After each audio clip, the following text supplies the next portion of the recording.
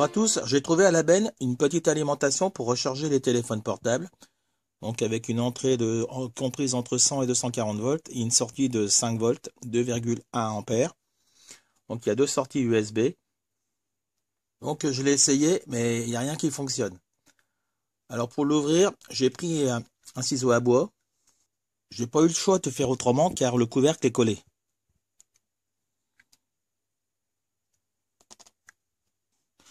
Je vais sortir le circuit imprimé.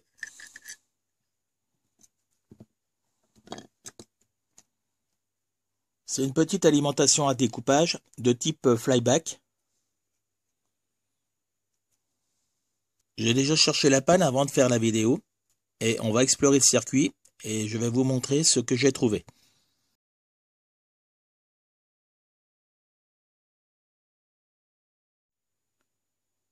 Bon, j'ai branché le circuit sur mon variac.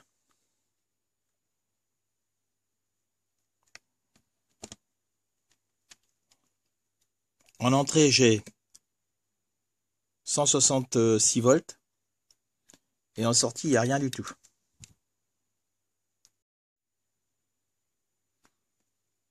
Au banc du condensateur de filtrage,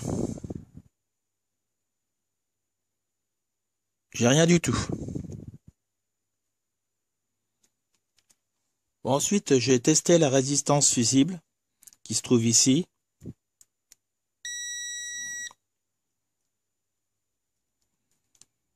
Et là, la résistance est coupée. Donc, le condensateur de filtrage qui se trouve ici. Et la résistance fusible. Bon, ensuite, j'ai branché ma lampe témoin en parallèle sur la résistance. Et elle s'allumait. J'en ai donc conclu qu'il y avait un court-circuit. Donc j'ai cherché et j'ai trouvé ce condensateur qui se trouve ici, qui était en court-circuit. Il est vraiment minuscule, c'est un condensateur céramique.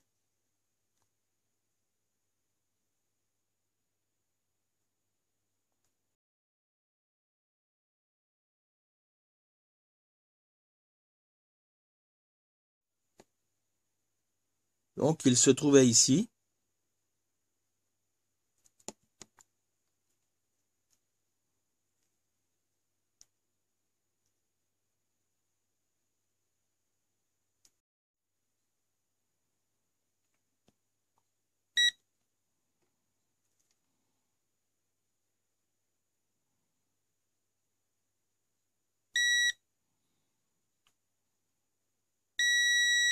Donc on voit bien qu'il est en court-circuit.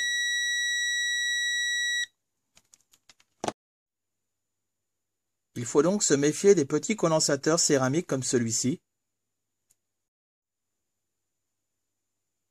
Le problème, c'est qu'il m'a fait sauter l'oscillateur.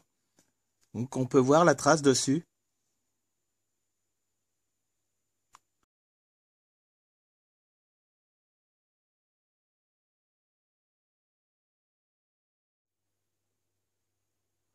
On peut remarquer le mauvais état du condensateur chimique.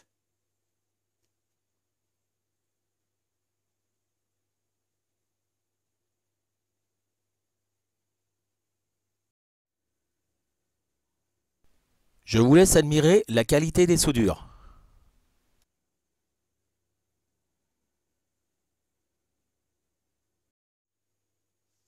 On va maintenant explorer le circuit. On a donc ici l'entrée de 130 volts, la résistance fusible, le condensateur de filtrage, l'oscillateur, le transformateur, l'optocoupleur, la diode Zener, les condensateurs de filtrage en sortie, le pont de diode et la diode de redressement en sortie.